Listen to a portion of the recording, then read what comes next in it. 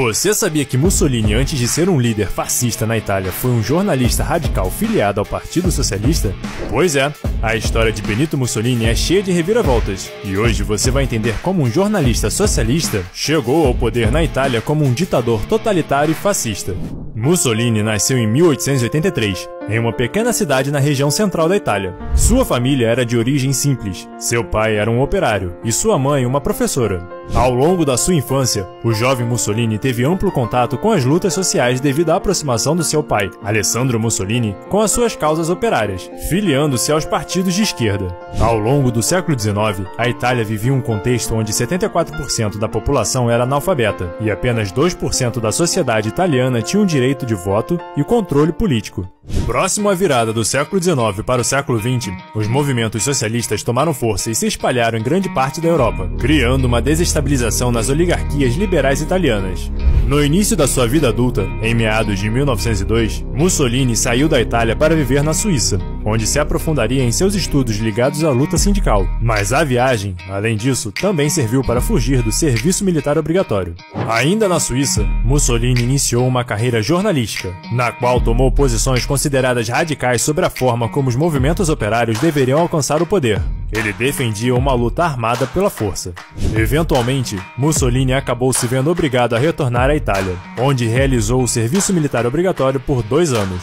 Mas logo em seguida, agora livre do serviço militar, Mussolini assumiu o cargo de redator do jornal Avanti, onde passaria a ganhar muita visibilidade e popularidade entre os membros sindicalistas e dos partidos socialistas. Até o início da Primeira Guerra Mundial, Benito Mussolini se tornou um dos mais populares líderes socialistas da Itália, mas a guerra surgiria para ele como uma oportunidade que mudaria o rumo da sua vida e de toda a Europa. A Itália, no início do século XX, era marcada por uma clara disparidade social e econômica. Grande parte do país era monopolizado por oligarquias latifundiárias ligadas à monarquia, que mesmo após a unificação italiana do século XIX, conseguiram manter o seu status de privilégio. O país também enfrentava uma grande onda de massas migratórias de italianos para países como os Estados Unidos, a Argentina e o Brasil, em busca de condições melhores de vida.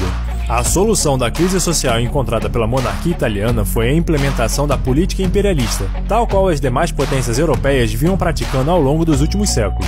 Os italianos passariam a buscar em territórios africanos os recursos e terras que faltavam na Itália, com o objetivo, dessa forma, de atender às suas necessidades sociais sem a necessidade de realizar reformas estruturais internas. Portanto, a Primeira Guerra Mundial surgiria como uma oportunidade única para a recém-unificada Itália concretizar os seus projetos de expansão e potência imperialista.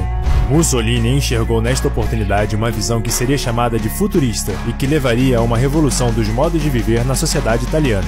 Mas os seus antigos colegas do Partido Socialista, na verdade, o acusaram de traidor, levando à sua expulsão do partido.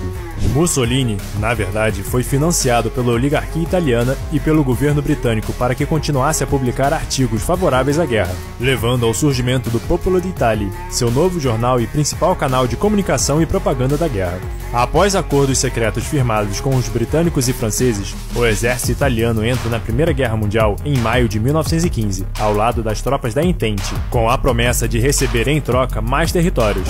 Entretanto, ao final da guerra, estas promessas não foram cumpridas, e tudo que a Itália tinha conquistado era uma pilha de 600 mil italianos mortos. Este resultado gerou o surgimento do lema "Ganhamos a guerra, mas perdemos a paz". Este lema inflamou grupos nacionalistas que enxergavam a antiga oligarquia monárquica como fraca e incapaz de realizar os objetivos nacionalistas.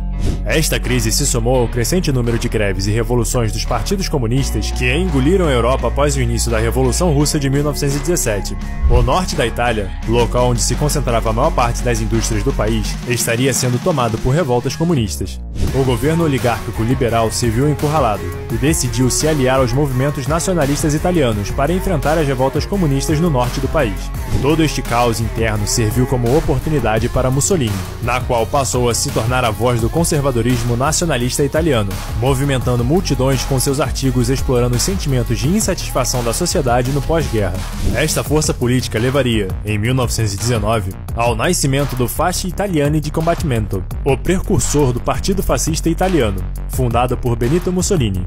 Esta organização rapidamente se tornou um movimento paramilitar que ficaria conhecido como os Camisas Negras. Com características militarizadas, os membros desta organização perseguiam com o uso da força membros dos partidos socialistas e comunistas na Itália. Rapidamente, em meados de 1920, este grupo já dominava algumas regiões da Itália e eram financiados por grandes proprietários de terras ou fábricas que tinham interesses em expulsar os socialistas de suas propriedades. Um exemplo muito famoso desses financiamentos foi a atuação de Giovanni Affinelli, empresário fundador da Fiat e que simpatizava com os projetos do PNF. Até o início de 1921, o grupo já havia organizado mais de 200 mil membros armados para o partido, e com o apoio local da polícia e do exército. A crise social alcançaria o seu ápice em meados de 1922, na qual levaria os militares e membros da família real a pressionarem o rei Victor Emanuel III por uma solução.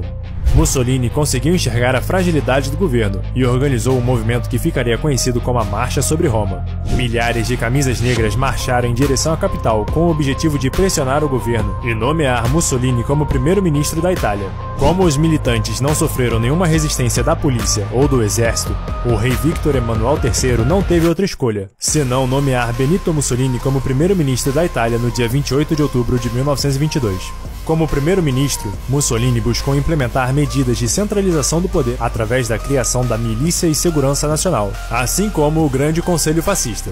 Estas organizações o garantiram implementar as chamadas leis fascistíssimas, que permitiram a promulgação de um governo autoritário com Mussolini assumindo o cargo de Duce, ou líder.